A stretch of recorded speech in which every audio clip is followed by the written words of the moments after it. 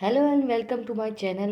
I am Aina for BCom student. मैं आप लोगों के लिए आज एक नई और मज़ेदार वीडियो लेके आई हूँ जिसके अंदर हम करेंगे digital marketing. Digital marketing BCom student के अंदर बीकॉम के अंदर फिफ्थ सेम के अंदर आता है, जिसकी बुक अवेलेबल नहीं होती है। ये सब्जेक्ट जो है नया आया है बीकॉम के अंदर, इसकी बुक अवेलेबल नहीं होती है मार्केट के अंदर। तो बच्चों को बहुत सी परेशानी आती है कि नोट्स कैसे बनाएं, कहाँ से बनाएं, बुक तो है नहीं। तो इसलिए मैं आज आप लोगों के लिए डिजिटल मार्केटिंग के नोट्स लेके आई हूँ।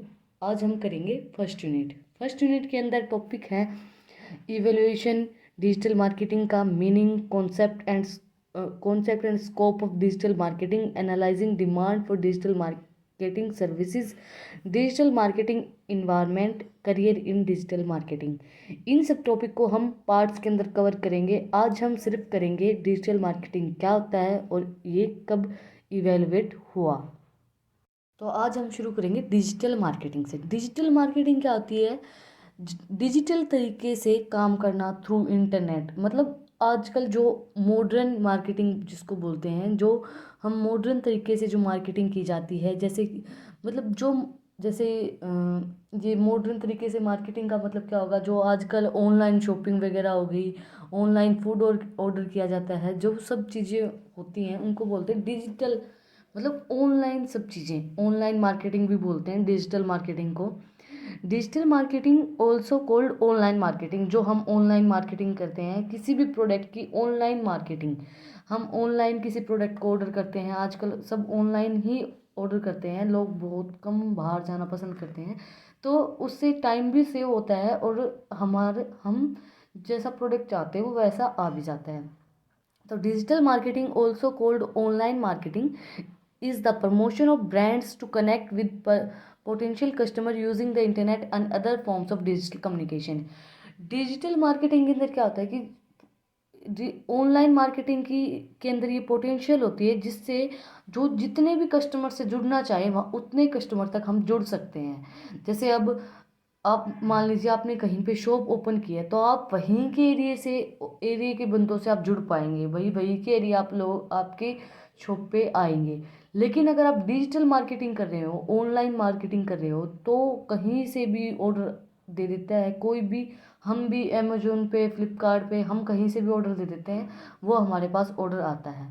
मैं किसी भी वेबसाइट की मतलब ये नहीं कर रही हूँ कि प्रमोशन कर रही हूँ, बट मैं एग्जांपल दे रही हूँ कि हम जैसे कि फ्लिपकार्ट पे हम ऑर्डर कर देते हैं, तो हम मतलब कहीं कहीं से बंदे जुड़े होते हैं उस चीज़ के ऊपर।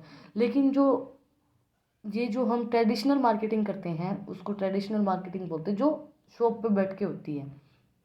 बट डिजिटल मार्केटिंग के अंदर क्या होता है कि हम जितने कस्टमर से जुड़ना चाहें उतने कस्टमर तक हम जुड़ सकते हैं।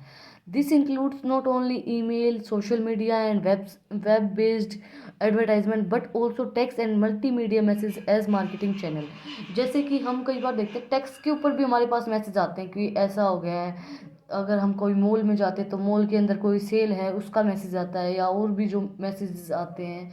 और जैसे सोशल मीडिया प्लेटफॉर्म पे एड्स आती हैं कि भाई ये मतलब सोशल मीडिया प्लेटफॉर्म से पे हम मार्केटिंग करते हैं, मेल आती है हमारे पास। तो ये मार्केटिंग करने की मतलब आजकल लोग मॉडर्न होते जा रहे हैं, तो डिजिटल मार्केटिंग का यूज़ करते हैं लोग। उसके बाद digital marketing is the use of the internet mobile device. जो मोबाइल से, जो इंटरनेट से हम करते हैं, सोशल मीडिया से करते हैं, वही सब चीज़ें इसके अंदर है। इसके बाद जो डिजिटल मार्केटिंग है वो इवेलुएट कैसे हुई, कैसे बढ़ती जा रही है डिजिटल मार्केटिंग। पहले तो बहुत से कम लोग जानते थे, पहले बहुत कम लोगों को फ़ोन चलाने आते थे, बहुत कम लोगों के पास होते ही कम थे फ़ोन। जो आजकल के जो फ़ोन्स हैं, टच फ़ोन है, जो आईफोन है वगैरह लगा लो, या स्मार्टफोन्स हैं, ये बहुत कम लोगों के पास थे पहले के समय में।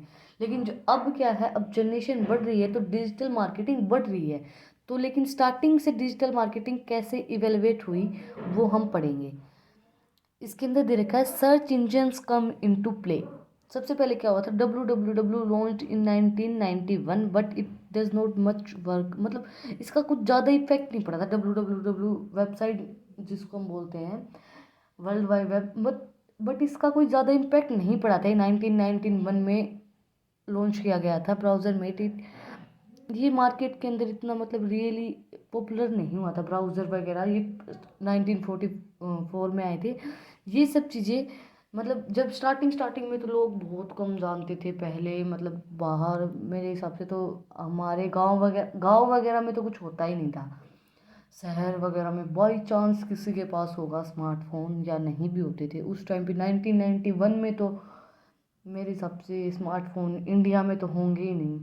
होंगे भी तो भी मतलब बहुत कम रेयर बंदों के पास होंगे, तो जब डिजिटल मार्केटिंग इतनी पॉपुलर नहीं थी। इसके बाद है second point, the social media resolution. Social media resolution के अंदर क्या होगा कि जो the W was until meant by the collaboration के अंदर क्या होगा कि जो the W was until meant by the collaboration space of sharing information. से तो हम शेयर तो करते थे इंफॉर्मेशन, वो था तब। फिर you can probably agree that it was become much more than social media platforms such as Facebook, Twitter, and may more have made it possible to just exchange information but also connect with other people.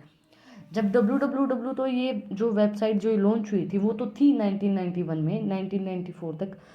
लेकिन उसके बाद क्या हुआ कि 1990 वो फिर 2000 early जब 2000 आया उसमें फेसबुक और ट्विटर दोनों चीज़ें आ गई थी, जिससे हम अपनी इंफॉर्मेशन या कोई भी बात है वो हम एक दूसरे के पास पहुंचा सकते हैं, एक्सचेंज कर सकते हैं। फॉर एग्जांपल जैसे फेसबुक है, फेसबुक 2004 में लॉन्च हुआ था, बट उसके बाद attend has user has 1 million by the end of the year 2004 में जब फेसबुक लॉन्च हुआ उसके बाद 1 मिलियन लोग तो उसके साल के अंत होने तक ही जुड़ गए थे। मतलब फेसबुक बहुत पॉपुलर हो गया था। आज भी फेसबुक चलता है और पहले भी फेसबुक चलता था। उससे जो जिसको भी मतलब किसी से बात करनी है, पुराने दोस्त हो गए जिनसे बातें नहीं हो पा रही हैं, वो फेसबुक से जुड़ गए अपनी बात। इसके बाद है mobile first marketing. Mobile first marketing के अंदर क्या होगा कि मोबाइल के द्वारा जो मार्केटिंग की गई थी वो गूगल ने की थी। एक्सलेट मोबाइल के ऊपर पेज आते थे। Project has made necessary to ensure SEO optimum utilize for mobile website. तो मोबाइल की साइट के ऊपर ऑप्टिमम यूटिलाइज होने के लिए जो मोबाइल के अंदर पेजेस बनाए गए थे, मतलब ये पेज आता था, मतलब ये पता चल जाता था पता लगाने के लिए। आगे है कि this invite is aim towards improving loading times of page and on device such as smartphone and tablets.